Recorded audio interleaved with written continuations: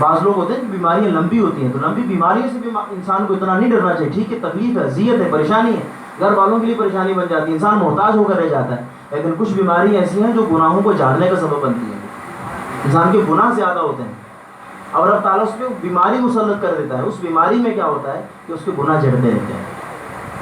ہاں اس دوران اس کے منہ سے کوئی ایسا جملہ نہیں نکلنا چاہیے کہ جو ناشکری کی طرف دلیل ہو، جس کی میں ہی میرا تھا جی مجھے بیمار کر دیا، فلاں شخص تو مجھ سے بھی بوڑھا ہے، اسے تو کوئی بیماری نہیں ہے، وہ آج بھی ٹھیک ہے، میرا ہی گھر ملا ہے ساری بیماری لانے کا. ایسے جملے اس کی زبان سے ادا نہ ہو، ہر حال میں رب تعالیٰ کا شکر ادا کرے. اب دیکھیں نا ایک شخص تھا جو یہ دہریہ ٹائپ ہوتا ہے نا، جو صرف زمانے پہ یقین رکھتے ہیں جی پیچھے کوئی نہیں، انسان خود سے ہے جی، بس یہ سورج خود سے آ رہا ہے خود سے جا رہا ہے، یہ چاند خود سے آتا ہے خود سے جاتا ہے، درخت خود سے بڑھتے ہیں جی، ہم خود سے بڑھے ہوئے جی، بس کوئی اس کے پیچھے قدرت کا معاملہ نہیں.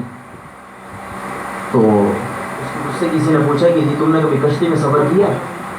تو اس نے بالکل سفر کیا جی. کہا کہ کبھی تم کشتی میں تھے تو کوئی نظر آیا تمہیں طوفان؟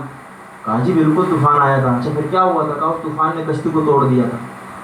کہا مجھے ایک تختہ مل گیا، میں تختے پہ بیٹھا ہوا سائڈ میں آنے لگا، پھر مجھ سے تختہ بھی چھوٹ گیا.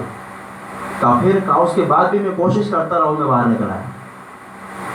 تو اس شخص نے اسے کہا کہ دیکھو جب تم کشتی کے اندر بیٹھے تھے نا تو تمہارا پورا یقین ملاح پر تھا، جو کشتی چلاتا ہے نا، کشتی کو جو ڈرائیور اسے ملاح کہتے ہیں، تمہارا یقین اس پہ تھا جی ملاح بڑا یہ ایکسپرٹ ہے جی ہمیں آرام سے لے جائے گا.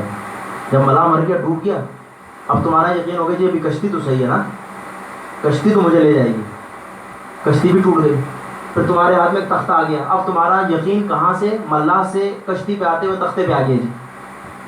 اب تختہ بھی تم سے چھوٹ گیا، اب بھی تمہیں کسی پہ تو یقین تھا کہ جی میں بچ جاؤں گا.